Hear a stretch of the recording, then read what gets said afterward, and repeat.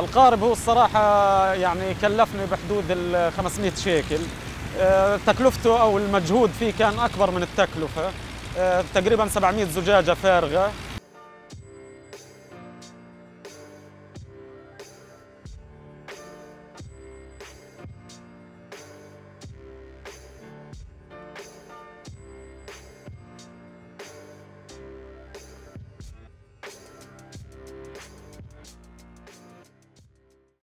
أكثر إشي بخشه ميل ونص 2 ميل انطارت يعني، لأنه مجداف ومتعبة كثير العملية.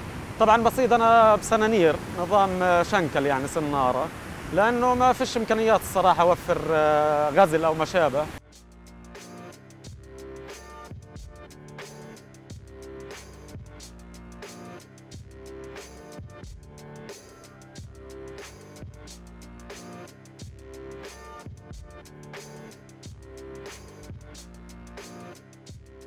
وفي أفكار ثانية طبعا، بس أنا اللي توفر عندنا في شواطئنا يعني في زجاجات الفارغة بتترمى، يعني الناس بتيجي على شواطئ البحر بتسهر وكذا، ومن ثم بحاولوا يعني بيرموا الزجاجات الفارغة، فقلنا بنحافظ على البيئة.